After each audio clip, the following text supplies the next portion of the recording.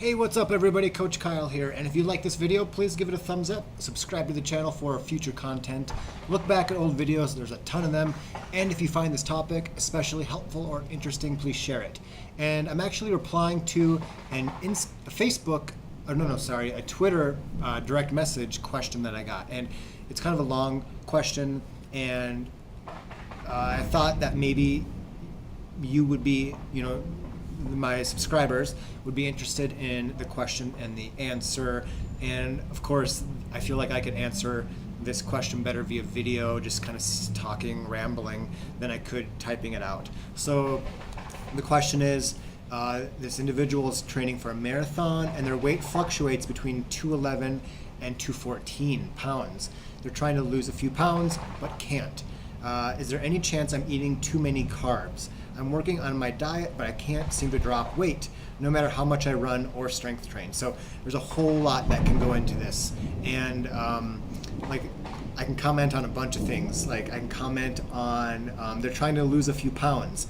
And with myself, I track my weight, but I also track my body fat. And once a month, I take my body fat, I use the caliper, actually right here, and I measure my body fat that way. So I'm less concerned about weight, and I'm more concerned about my body fat, my body composition. So when you say dropping pounds, I would rather say, improving body composition or losing, body fat percentage.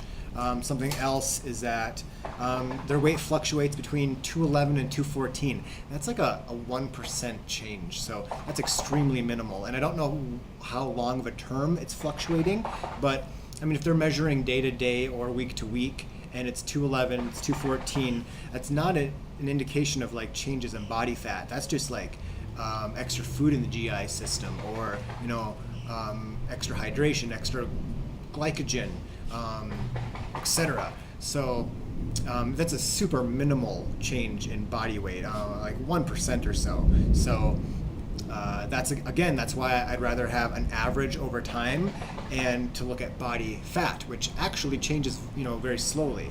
So I even read about an app that takes your weight, and it doesn't. I don't know how this works. It doesn't actually tell you your weight. It tells you your average weight over the last, whatever period of time. And in the past, what I've actually done is step on the scale every morning after going to the bathroom.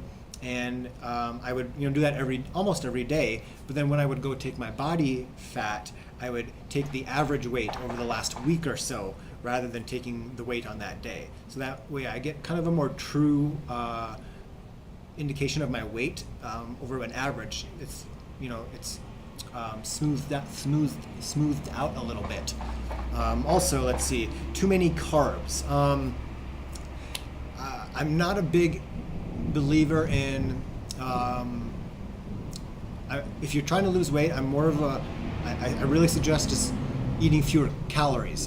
Carbs are very important when marathon training, but I'm not really one to suggest lowering carb intake, but I also feel that the macronutrient profile of your diet, doesn't really matter that much. For most people, it's not going to make or break marathon training or weight loss, for example. Eat real food, not too much, mostly plants. Nothing in there about carbs or calories. Diet quality is huge, but again, like tracking your caloric intake, like MyFitnessPal or Lose It, and eating a little fewer calories could go a long way. Working on my diet. So what does that mean? I mean, are you trying to eat fewer carbs only? Are you trying to eat fewer calories? Are you trying to improve your diet quality? So there's a lot of ways you can work on your diet, but it just depends on what you're referring to. Like for me, for example, we're big believers in not purchasing food at the grocery store that has added sugar in the first 3 ingredients. So like ketchup, we buy nicer ketchup, ketchup that doesn't have high fructose corn syrup as a number 2 ingredient. Mustard, mayonnaise, etc., whatever. So that's the way that we work on our diet. But So it depends, like, what do you mean by work on your diet? Well, what else? I can't seem to drop weight no matter how much I run or strength train. So strength training, I'm really glad you mentioned that, because I'm a big believer in strength training for weight loss, and that means fat loss. And that means if you increase your muscle mass, you increase your daily caloric burn, just, at rest. You just increase your metabolic rate in general with higher muscle mass. So, but that's going to increase your weight. You can store more glycogen. You're going to have more muscle mass. So that will increase your weight, but it will decrease your body fat. Last month, 2 months ago, I really started focusing heavily on strength training. Not a lot of like actual weight training, but there was some weights lugged around. But my weight went up like 4 or 5 pounds, but my body fat stayed the same. So yeah, my diet wasn't awesome. I did a lot of traveling, etc. But my weight went up like 5 pounds, but my body fat stayed the same. So that means I gained muscle mass, I gained a little fat as well. But it's nice that it wasn't just like, fat packing on my butt with the 5 pounds of fat on my body. It was an increase in muscle mass as well. So the body fat actually stayed the same, which is kind of nice to see. So, I mean, there's a lot that goes into it, and so to this individual, if you have further questions or comments, we can get on a call and talk. That would be totally fine. That'd be fun.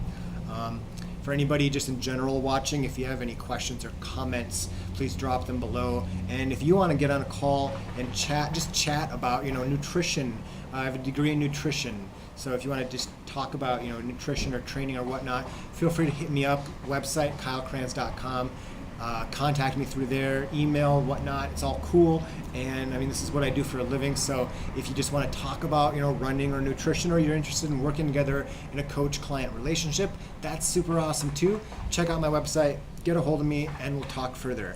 And as always, you keep running, I'll keep coaching.